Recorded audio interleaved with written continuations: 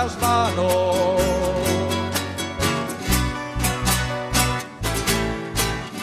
Una muralla que vaya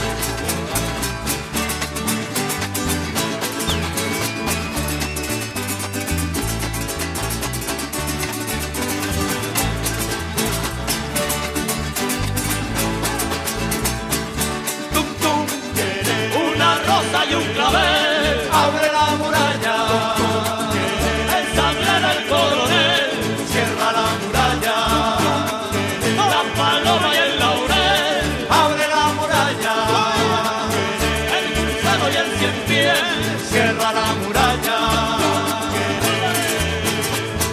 al corazón del amigo, abre la muralla, al veneno y al puñal, cierra la muralla, al viento y la hierba buena.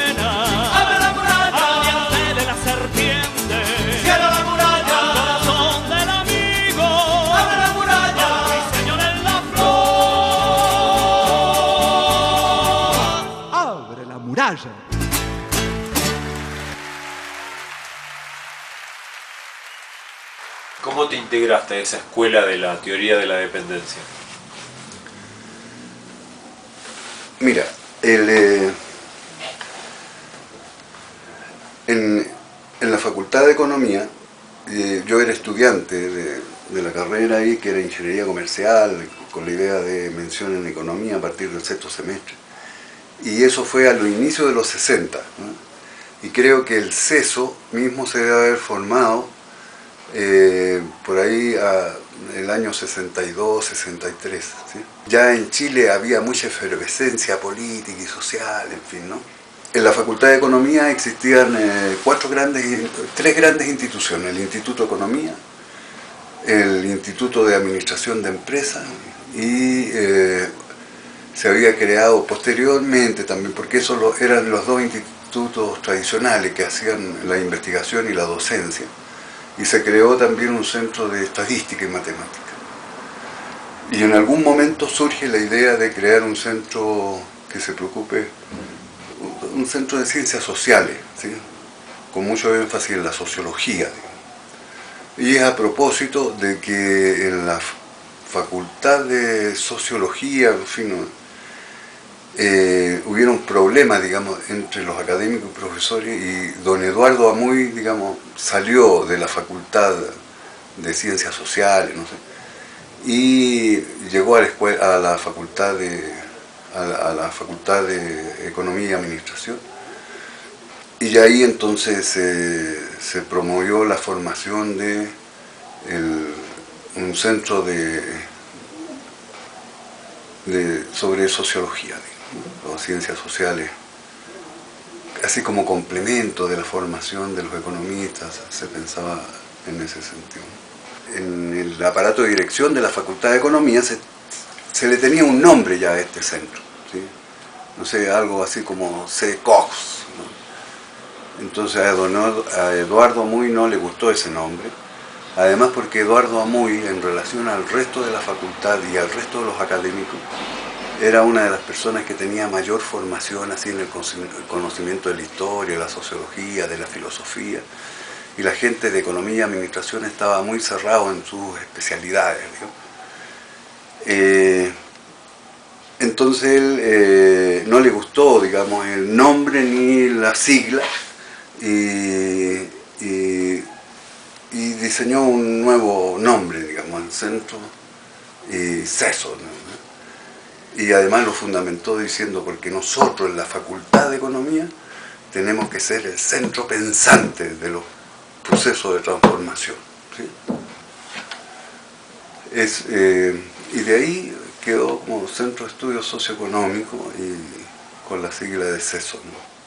Todo esto sucedió antes de que suba Salvador Allende al gobierno. Antes de que suba Salvador Allende, incluso antes de las elecciones del 64, en que Allende por tercera vez, digamos, perdía la candidatura. Y en aquella oportunidad triunfó Eduardo Frei Montalva, ¿no? Pero Allende había tenido ya una gran votación. ¿Y en qué momento van a Chile Ruy Mauro Marini, Teotonio Santos y todos estos compañeros que provienen de Brasil? Bueno, es a propósito del golpe en el Brasil. Yo no sé bien, pero creo que ellos... A ver, porque yo trabajaba ya en el CESO, ¿sí? Yo trabajé con Eduardo Amuy, era como auxiliar de investigación, ¿sí? Ayudante para preparar cuadros estadísticos. Se empezaba a trabajar eran los primeros años de la computación, en la IBM 360 y las clasificadoras. Yo trabajaba en esas cosas, ¿no? Y Vania y Teotonio y Vania yo creo que llegan, no sé, después del golpe en Brasil, ¿sí? Debe ser el 65, 66, ¿no? ¿Y Ruy Mauro Marini va con ellos o llega después? No, llega después. Incluso yo tuve muy poco contacto con él en Chile mismo, digamos, porque él inicialmente se vinculó más a Concepción, me parece.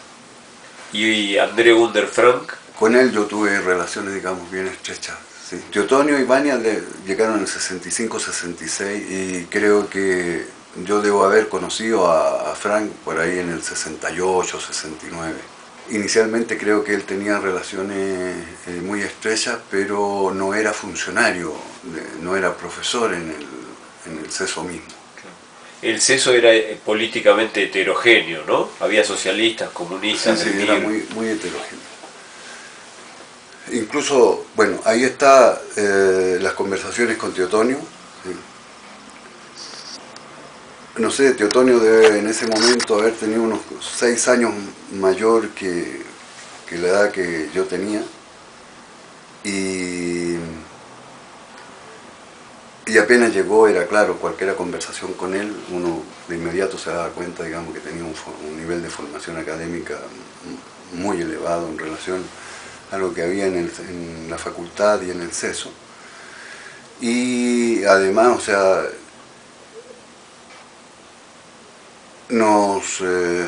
a mí me entusiasmó mucho, digamos, el enfoque que él tenía, porque estaba muy vinculado a esta idea primaria de hacer una tesis sobre el imperialismo y la explotación.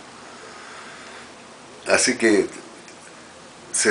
no recuerdo bien, pero tienen que haberse dado conversaciones así de opción, ¿no? De pasar de auxiliar de investigación, porque ya yo estaba en la idea de trabajar con ellos, ¿no? Y bajo su dirección, eso nunca estuvo en duda. Y ahí yo paso a ser parte de lo que Teotonio había planteado con Vania, de formar el grupo de la dependencia. Y después se incorporan, digamos, otros compañeros, en fin. Y desde muy temprano, o sea, pensé hacer, por ejemplo, mi tesis de grado en economía era algo que sirviera a la lucha de nuestro pueblo. Y, por supuesto, estaba el interés de hacer algo, digamos, en contra de la explotación del imperialismo, de las riquezas naturales y de los trabajadores en Chile. Vos escribiste un trabajo con Pizarro, ¿no? ¿Cómo se llama ese trabajo y qué tesis sostenían? Claro, ese trabajo, bueno, el título es Imperialismo, Dependencia y Relación Económica Internacional. ¿Sí? ¿En qué año lo escribieron? Eso es 69 y es publicado en el año 70.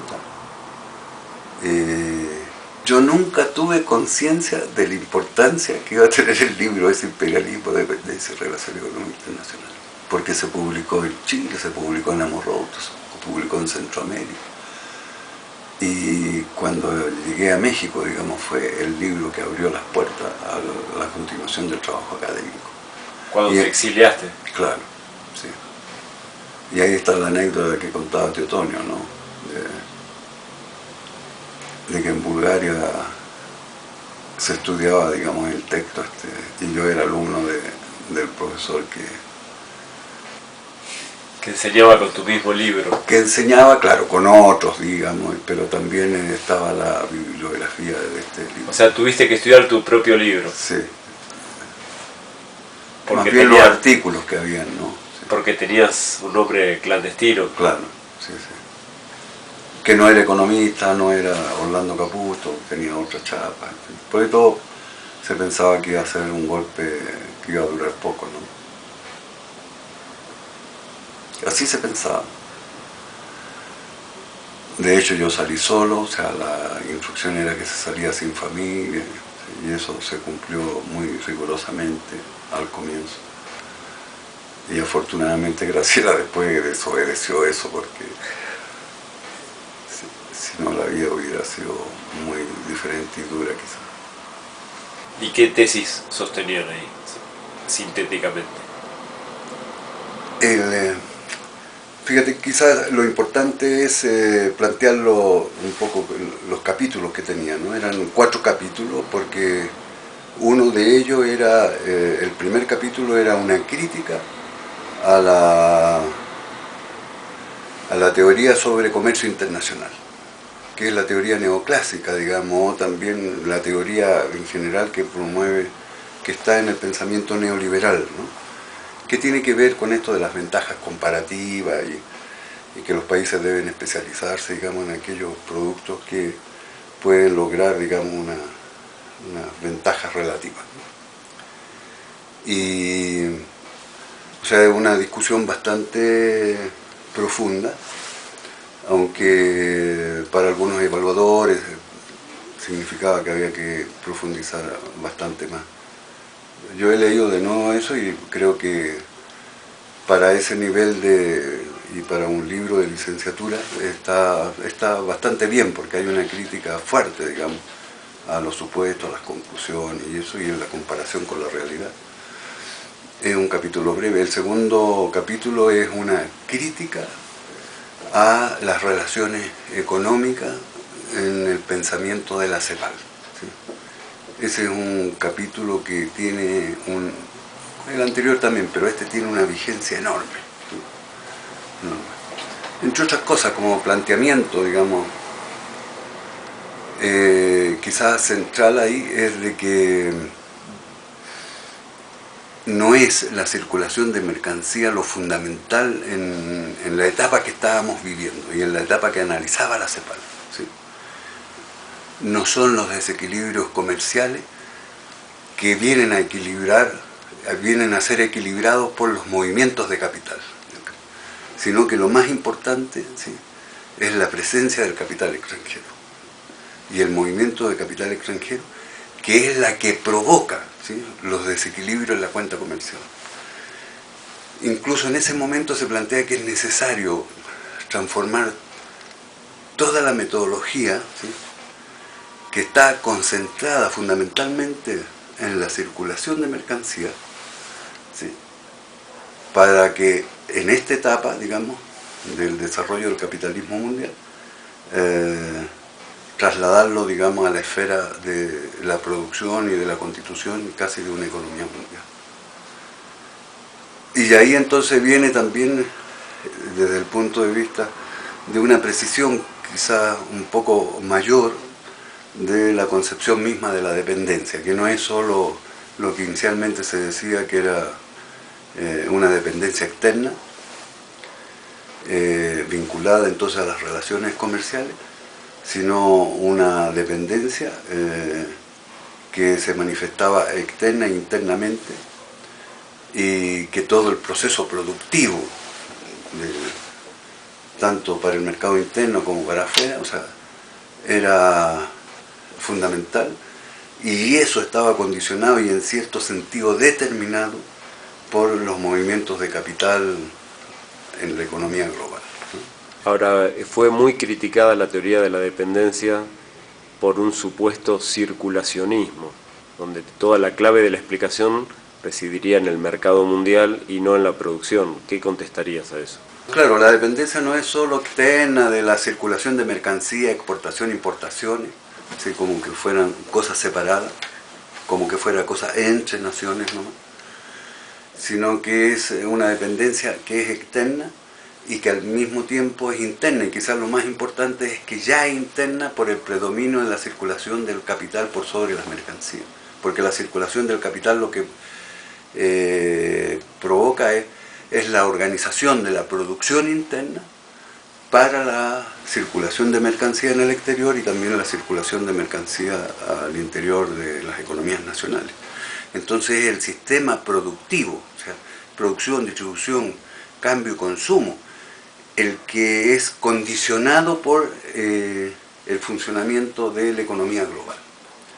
Y en ese sentido, o sea, el segundo capítulo, quizás yo ahora estoy diciendo cosas que en el capítulo mismo no están, pero la idea central era, retomando lo de Lenin, ¿no? Porque ya Lenin decía de que en la etapa del imperialismo lo más importante no es la circulación de mercancía, que no lo deja de ser, pero que pasa a ser más importante la exportación de capital.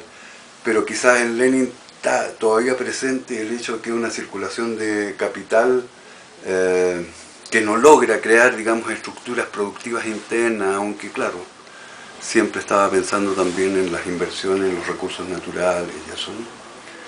Pero ahí está esa fuerza, entonces eso se analiza en profundidad y se analiza con la información que había, digamos, y que la CEPAL había desarrollado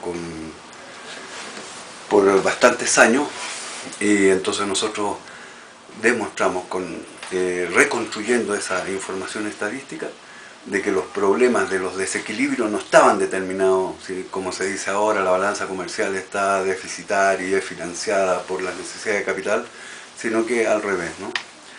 Y yo quiero decir aquí que esta tesis fue dirigida por Teotonio, ¿sí? Y creo que en nuestro grupo, ¿sí? Que era una sala, la sala donde trabajaba.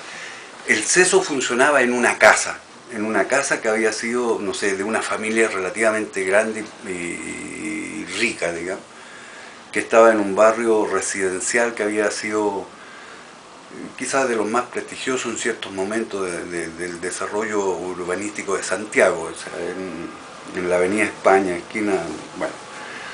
Y había sido una casa familiar con un gran jardín, en fin, y con 2 pisos fundamentales, digamos, y unos agregados. Y la sala en que nosotros trabajábamos, el grupo de la dependencia, no tenía, digamos, era de 4 por 5 metros. ¿Sí? Era una sala grande, pero yo recuerdo ahí que Teotonio tenía un escritorio, ¿sí? Al lado de él o al frente estaba la Vania Bambirra, en el otro lado estaba Sergio Ramos, en el otro lado, en una esquina allá frente a Teotonio, estaba yo, digamos, o Roberto Pizarro, y al lado, digamos. Y entonces éramos los 5, o sea, todos los días, ¿sí? Nos veíamos ahí y teníamos que estudiábamos ahí. Y teníamos ciertas prohibiciones nadie podía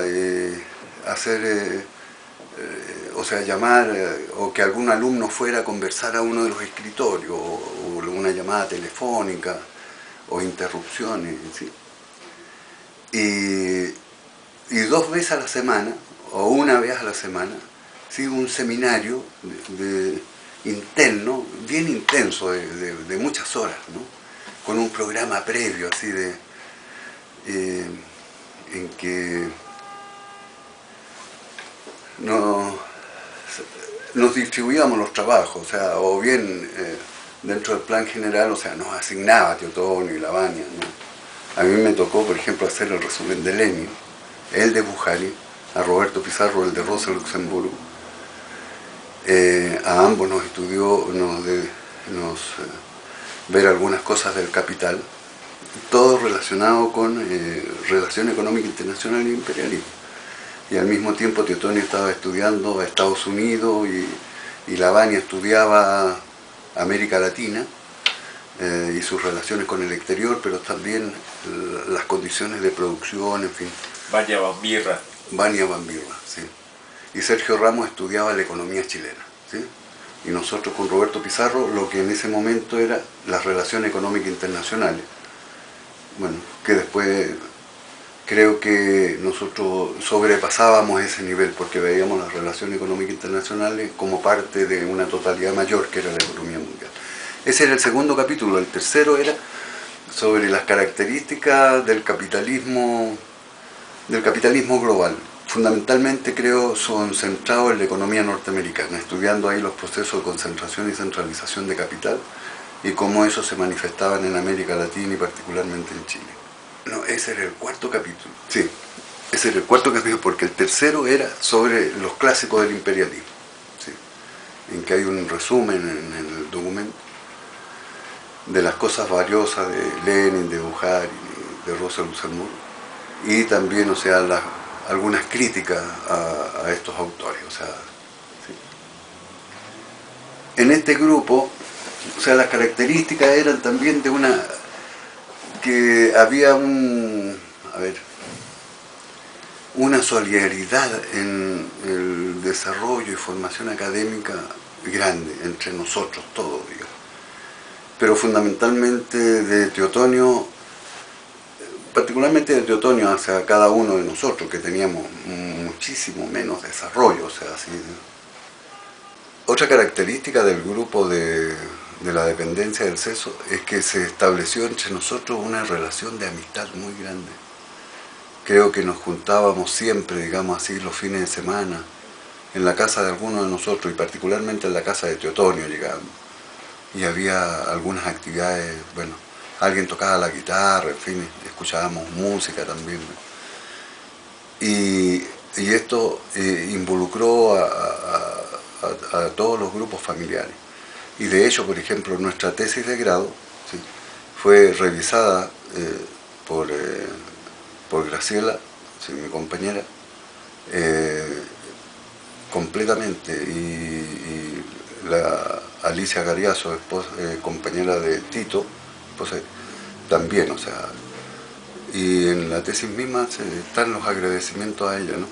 Y no fue una cosa formal, sino que realmente un trabajo vivido muy intensamente y muy colectivamente. ¿Cómo se llama tu compañera? Graciela Galarce, que ella también es economista y es un poquito posterior de mi generación, ¿no?, a la cual yo traté de convencer que tomara los cursos optativos en los cuales nosotros éramos ayudantes de Teotonio, ¿no? Ahí sí, empezó nuestro pololeo. Yo en gran parte le debo a Teotonio el haber optado, digamos, por la academia y por la teoría y no por dedicarme a la actividad política más militante, digamos. Pero al mismo tiempo tú eras militante de una organización, ¿no? Claro, o sea, yo era militante de la Juventud Comunista, era un militante así que participaba bastante en la organización de la célula y en el trabajo, aunque nunca fui dirigente, sino que participé siempre en la célula, que eran los núcleos más... ¿sí? Y en general los integrantes del CESO eran todos militantes. Todos militantes. Roberto Pizarro era socialista, Sergio Ramos era de la Juventud Comunista, yo de la Juventud Comunista. Lavagna tenía una simpatía mayor, creo que, por el MIR. Y el Teotonio tenía una vinculación con los socialistas. Y Ruiz Mauro Marini con el MIR también. Claro, Marini con el MIR. O sea, ambos llegaron a ser Teotonio y o sea, participando en los organismos de dirección del MIR y Teotonio del Partido Socialista, o sea, a ese nivel. ¿Y podían convivir? Podíamos convivir.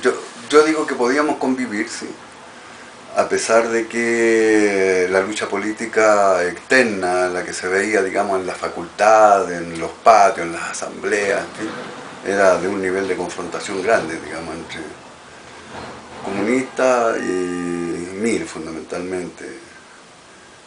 Y en ese momento había bastante discusiones, bueno, tenía que ver, digamos, con este problema del desarrollo pacífico hacia el socialismo o por la vía armada, en fin, ¿no?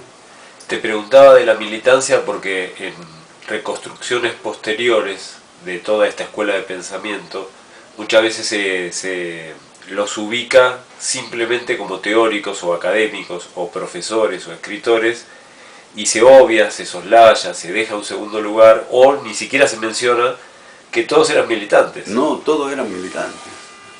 Y no una militancia así pasiva, de decir yo soy militante, voy a la reunión de células, sino, o sea, participando, digamos,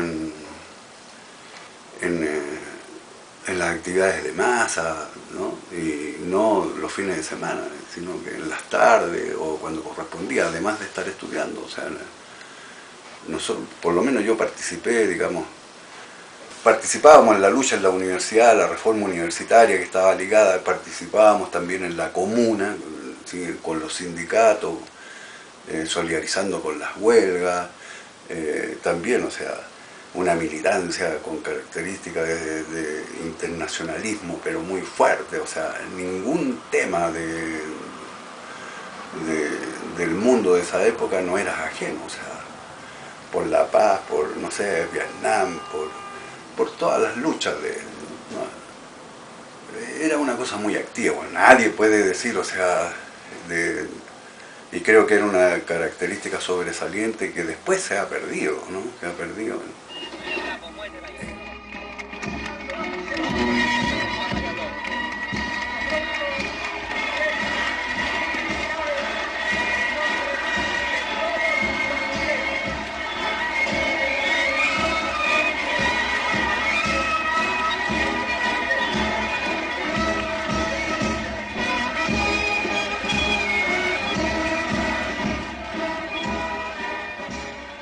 ¿Cuál fue tu experiencia participando en el gobierno de Allende?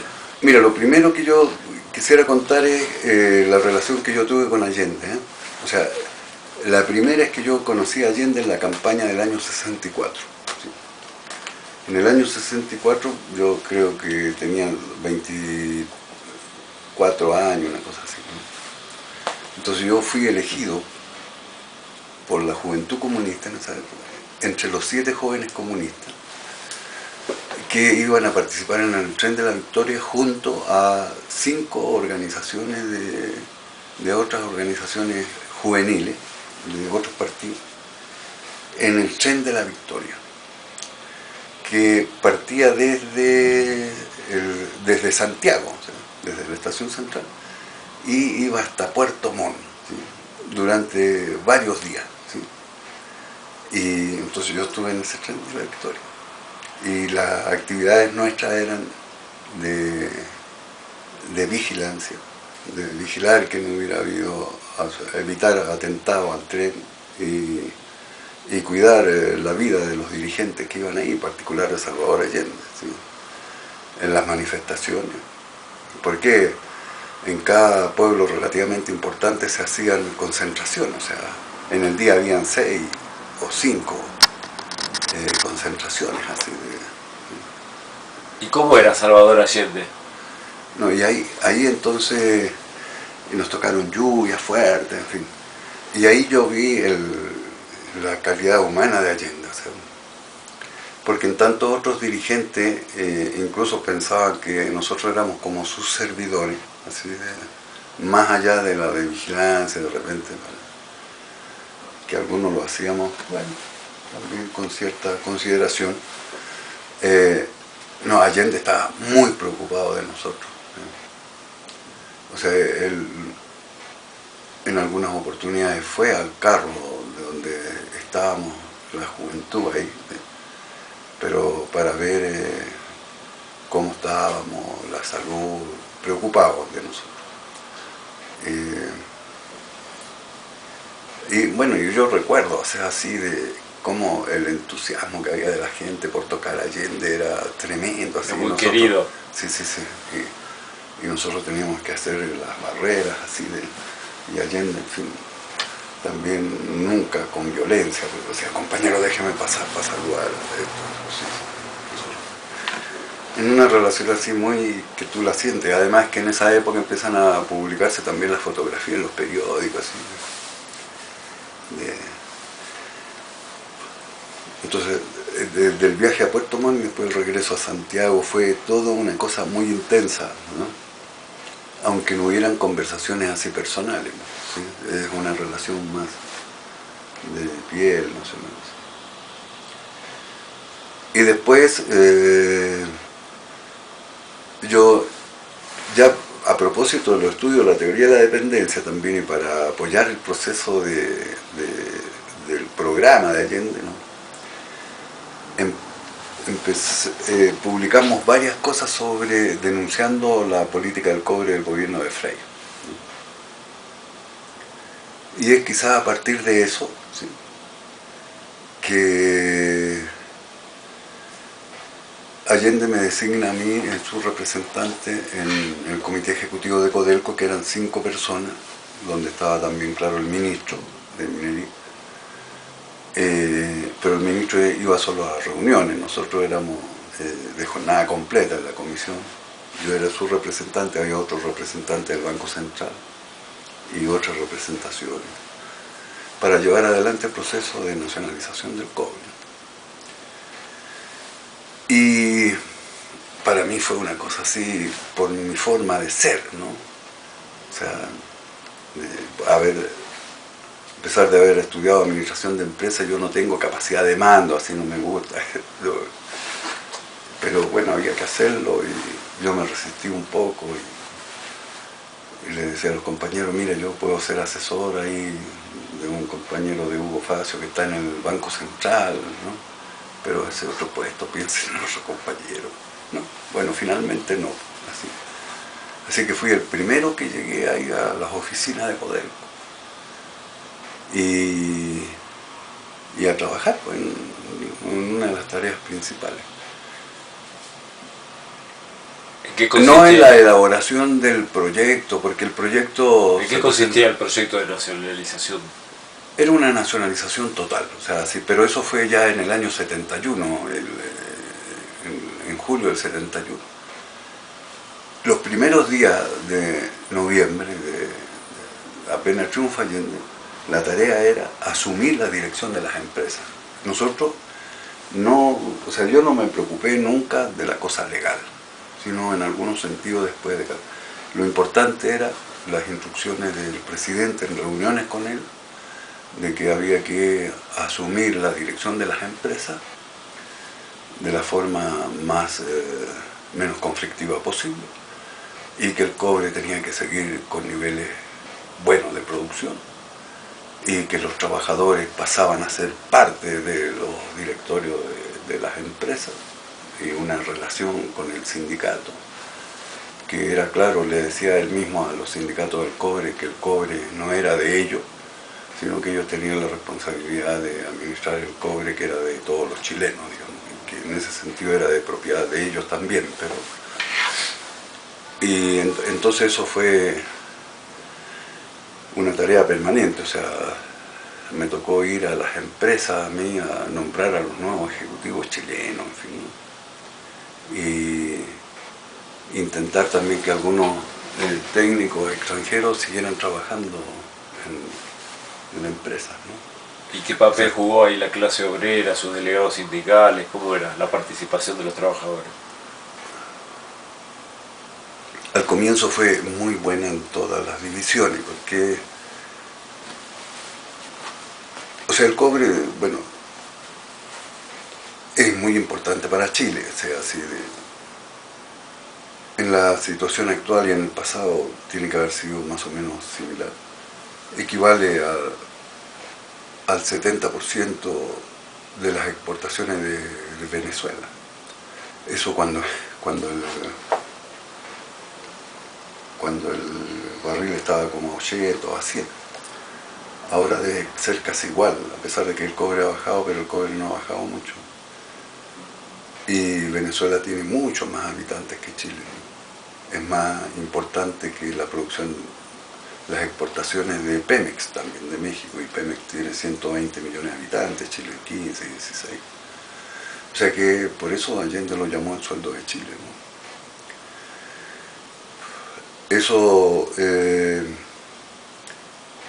los trabajadores del cobre han sido siempre muy, o sea, tenían una fuerza grande, ellos saben, digamos, el poder que tienen, que pueden paralizar el sueldo de Chile, así que los niveles de remuneración son más o menos elevados. Y a pesar de que existe bastante presencia de los partidos políticos, ¿sí?, de todas maneras tenían ciertas características así de aristocracia obrera, o sea, no. Y sin embargo, o sea, se logró, o sea, un muy buen nivel de participación. ¿Participación en qué? O sea, con ellos se discutían los planes de producción, ¿sí? Ellos pasaron a dirigir la empresa, en cierto sentido, ¿sí?, en los organismos de dirección, ¿sí?, y en una relación de compañero, ¿sí? Yo estuve en Codelco, en el comité ejecutivo, hasta el año 72, solo ahí. Del 72, ya en el año 72 hubo la instrucción que había que irse a las empresas y no quedarse en las oficinas en Santiago. Así que yo fui nombrado también, en ese proceso, el gerente general de la compañía minera andina y presidente de su consejo. Así que yo me fui a vivir a la andina, que está como a 120, 130 kilómetros de Santiago, y por lo tanto podía participar si había reuniones del comité ejecutivo, que cada vez se fueron distanciando también, porque ya como que las tareas estaban cumplidas y las cosas eran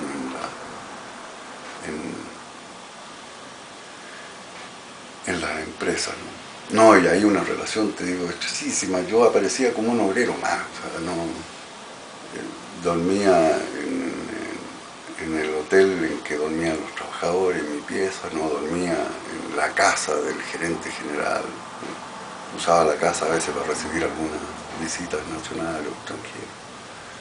Comía con los trabajadores en las minas, en concentradores. Hay muchas anécdotas de esas, ¿sí?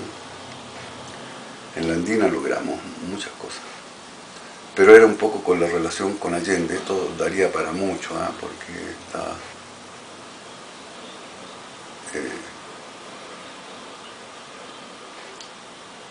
¿Y fue al mismo tiempo que formabas parte del CESO, tu participación?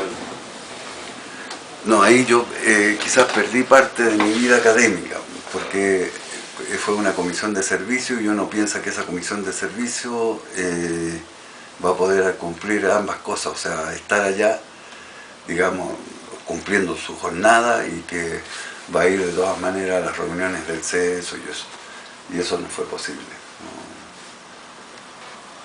¿no? Entonces, bueno, del 70 y tanto al 73 yo tuve ausencia y eso después me he informado después, más o menos. Yo no tenía muy clara conciencia que lo que estábamos haciendo, ¿sí?, en particular todo lo del trabajo de investigación y el análisis de la investigación concreta, era crítico, fundamentalmente del análisis que hacía el propio Partido Comunista, ¿sí?, y en parte también creo que los socialistas, digamos, porque el análisis global, o sea, decir que el capital extranjero pasa a ser, digamos, lo más importante, y nosotros lo demostramos con investigaciones claras, algunas desarrolladas por nosotros y otras desarrolladas por estudiantes en los cursos en que nosotros éramos ayudantes de Teotonio, acerca de la participación del capital extranjero y el dominio en la industria chilena, el dominio en la comercialización de los productos del agro, en el control de la minería, era claro que era extranjero, el problema de la dependencia tecnológica. Recuerdo que hay trabajos de esa época ya de cómo se estaba pagando cantidades importantes en términos absolutos y relativos de royalty, servicio, en fin. Entonces, y que había una relación ahí del capital extranjero con la burguesía nacional, o sea que era difícil, o sea, que esta cosa de que la burguesía nacional pudiera hacer y encabezar con otras fuerzas, digamos así, un proceso de transformación, ¿no? Así, yo eso no lo tenía en esos momentos no lo pensaba y creo que varios años después tampoco. O sea, pero había una diferencia entre ustedes como corriente marxista de la teoría de la dependencia y la otra corriente de Cardoso y Faleto, que miraba, digamos, con más simpatía, digamos, una expresión nacionalista, burguesa, no directamente socialista, o estaban mezcladas.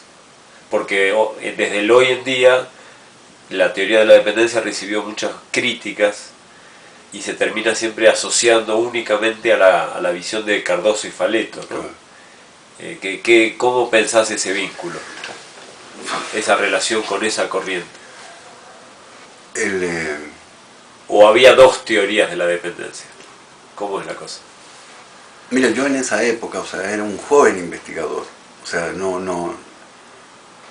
y creo que yo no captaba bien, digamos, las diferencias,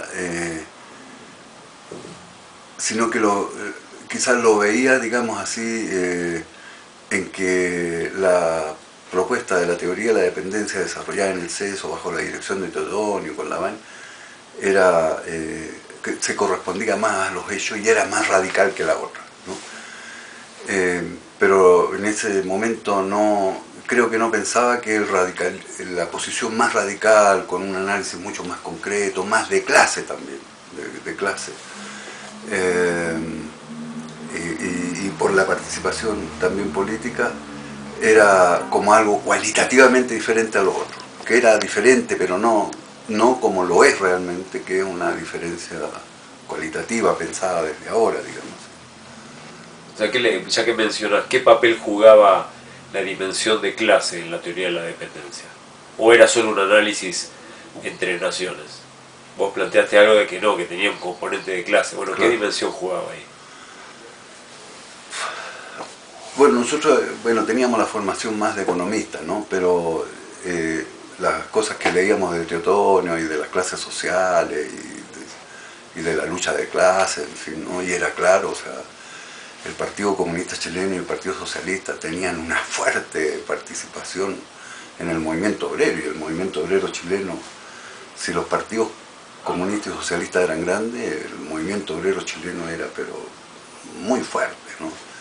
Y ellos planteaban todo el problema de la explotación del capitalismo, la lucha, y en ese sentido ya era una cosa que no se discutía casi, o sea, la lucha salarial era un medio de la lucha política global por transformar el país superando el capitalismo, o sea, eso era, ¿sí?, en el movimiento obrero, o sea, eso estaba, o sea, ¿no? Estábamos insertos en la lucha en Chile, en política, que era una lucha de clase, o sea, era claro eso, pero como que era obvio para nosotros eso. Cuando vos me decís las fuentes de las que nos nutríamos, en los análisis empíricos, eran los clásicos del marxismo, Lenin, Rosa, Bukharin, etc. Había también una influencia de Paul Suisse y Paul Baran, esta escuela de la Montreux Review. ¿Se los leía, se los estudiaba o cómo era? No, los leíamos y los estudiábamos, sí. Sí. ¿Tuvo una influencia? Sí, de hecho, o sea, si tú ves la bibliografía que usamos en la tesis de grado. O Harry Magdo. Sí. En esa época también, o sea, los trabajos de Teotonio empezaron a impactar y él hizo un viaje a Estados Unidos y nosotros seguimos trabajando en Chile. Cuando llegó eso era porque había una relación ya de la bibliografía que se producía, digamos, en Estados Unidos, de Suisse y para la revista Montreux Review. Nosotros fuimos al Banco Central a rescatar de las bodegas del Banco Central la revista del Departamento de Comercio de Estados Unidos, que siempre recuerdo eso, y que es la misma revista con el mismo nombre que se publica ahora mensualmente de la economía norteamericana, ¿no? Que da cuenta de 500 indicadores económicos de la economía de Estados Unidos y de las inversiones en el extranjero.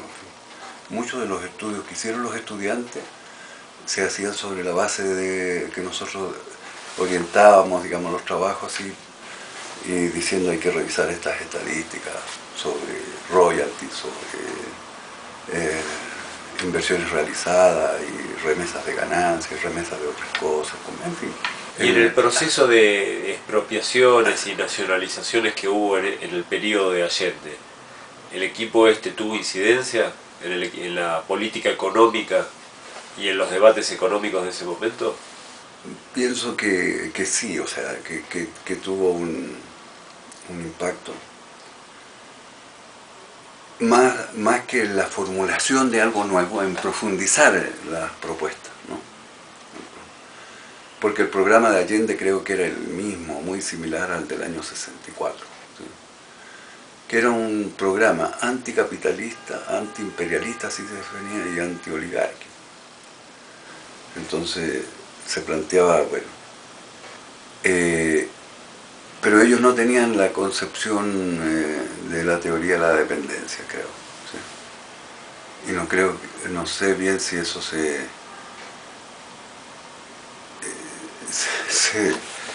quizás no se tuvo presente también así, y quizás sea esa una de las causas en que se vio que el proceso nacional podía ser desarrollado con cierta autonomía. Si se hubiera profundizado en lo de la teoría de la dependencia, quizás, ¿sí?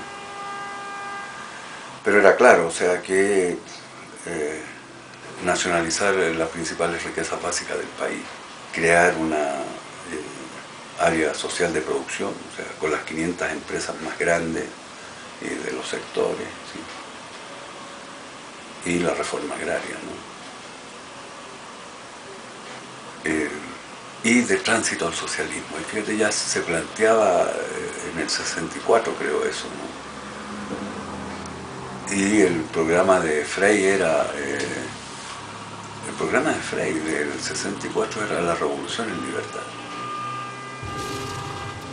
Aunque después la democracia cristiana apoyó el golpe, ¿no? Claro, después apoyó el golpe. Sí. Sí, apoyó. Y Elwin, ¿no? O sea, fue el general civil del golpe, o sea, que fue después el primer presidente de post-Pinochet, digamos. Pero Tomic y la variante Tomic en la democracia cristiana fue muy importante, ¿no? También en que se eligiera Allende, porque Allende sacó el 36% de los votos, tenía que pasar por el Senado de la República para ser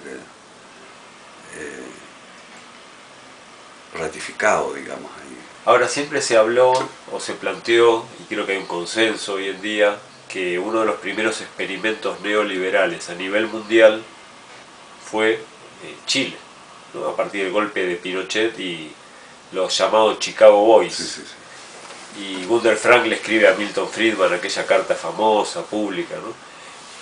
Dentro del equipo de Pinochet, del equipo económico, ¿había compañeros de estudio de ustedes?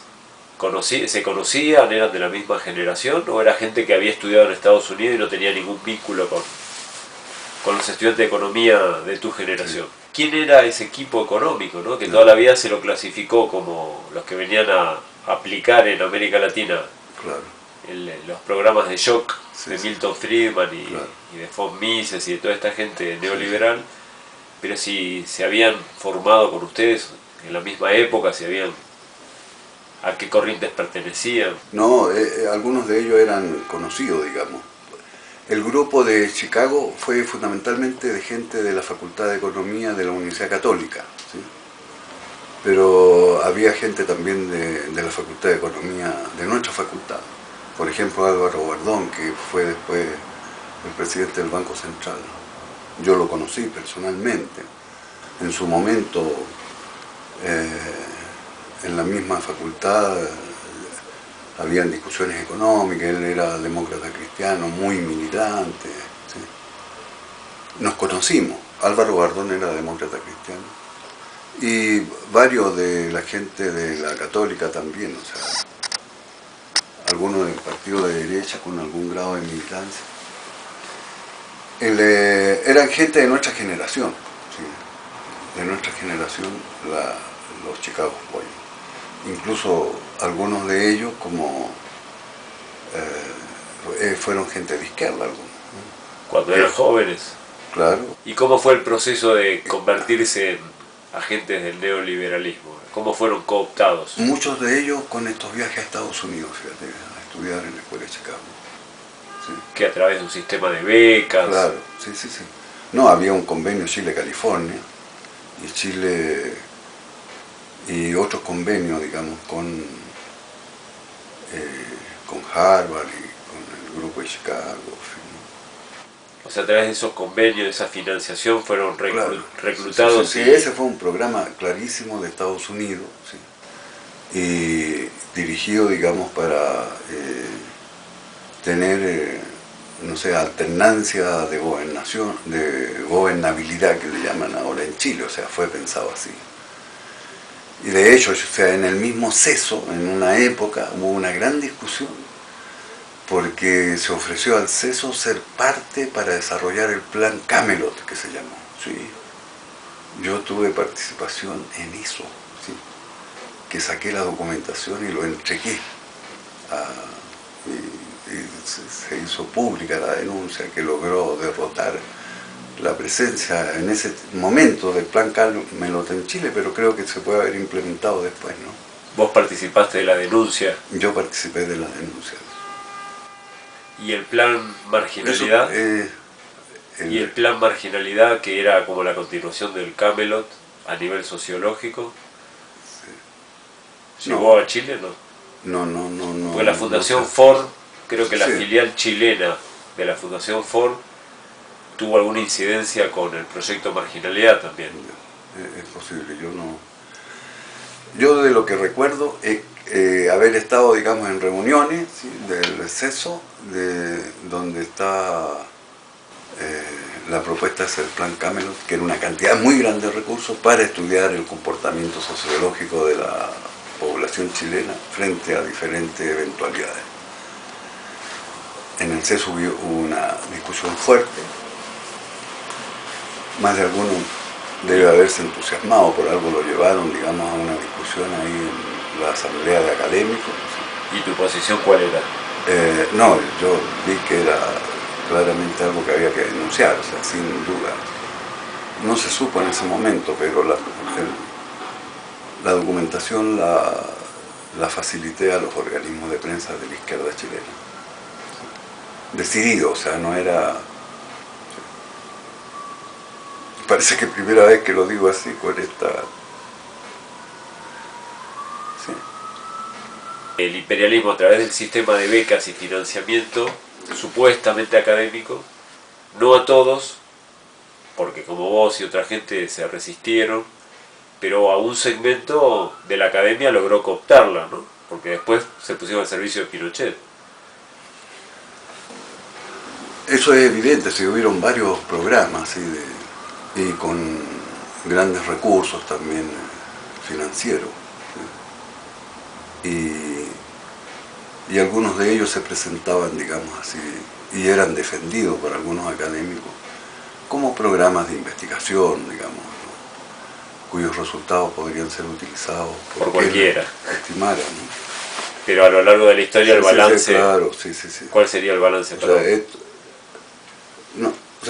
Chile aparecía en esos momentos, sí, como un proceso que les causaba, su éxito les causaría muchos problemas al imperialismo, o sea, y es a partir de allí, o sea, bueno, todo eso después ha sido desclasificado y está comprobado que era así, digamos, que había que, no sé, en un plan general en que no se escapaba ninguno de los problemas, había que lograr un conocimiento de Chile a nivel del comportamiento de los militares, de los comportamientos de las organizaciones sindicales, de los campesinos, de la sociedad, de las poblaciones urbanas. A mí de eso no me cabe duda, y así.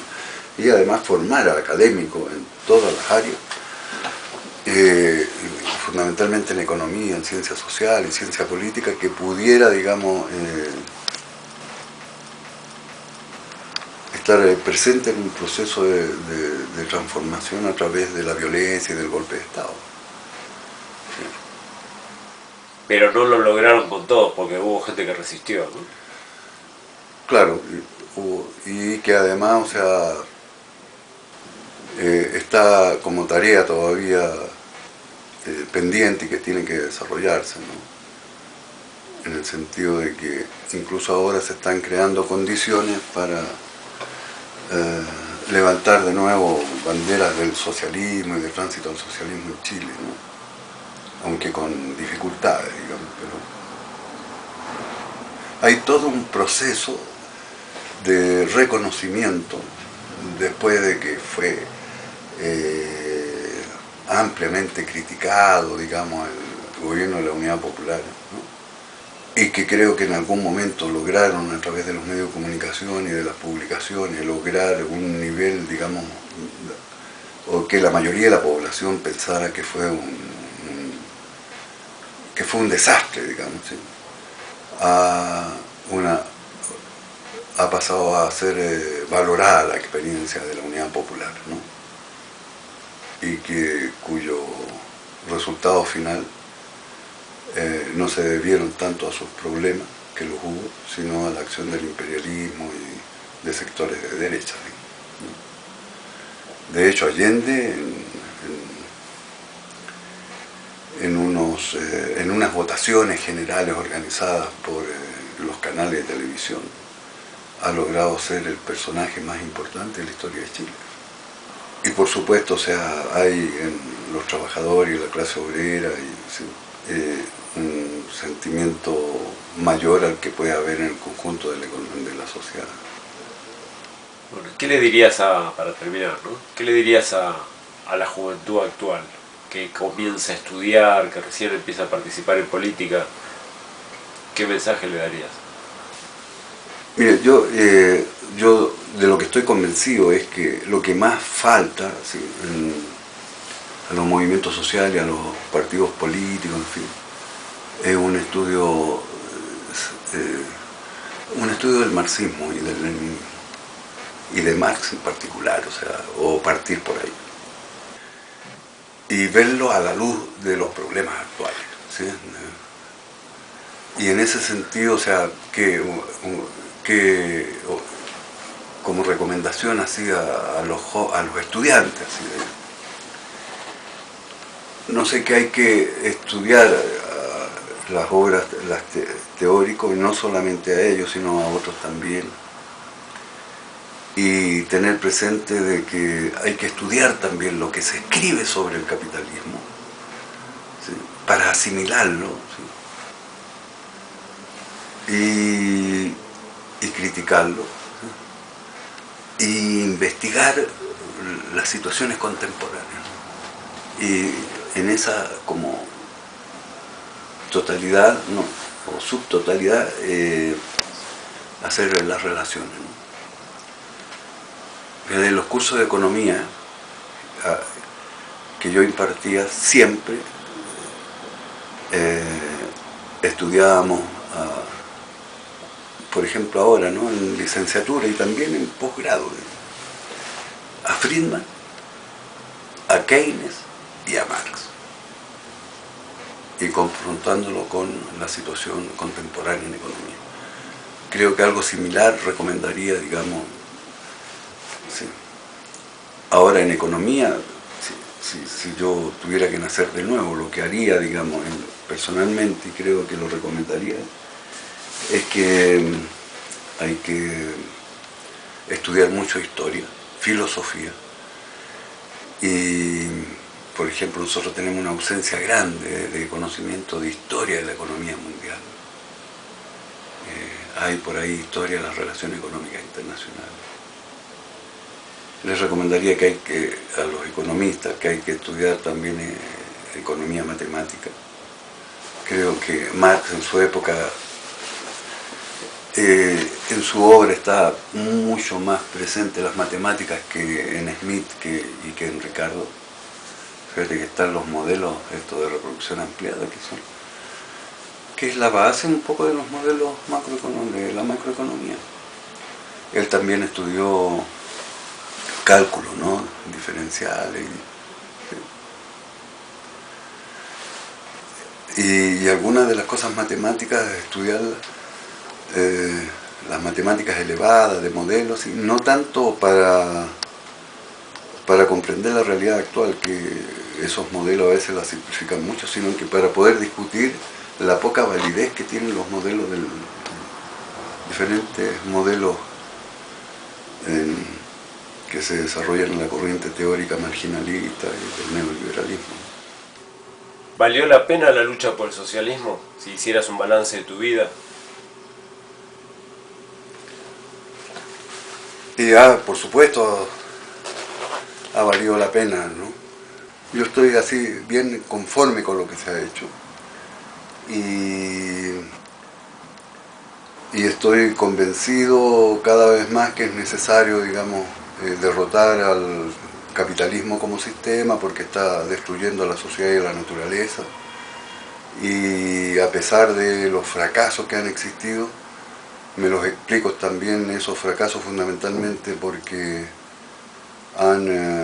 creo, y casi estar convencido, de que ellos han aplicado, o todas sus orientaciones han sido opuestas a lo que uno podría desprender de los estudios teóricos de Marx y de Lenin, que son, digamos, dos de las fuentes que más he estudiado, digamos.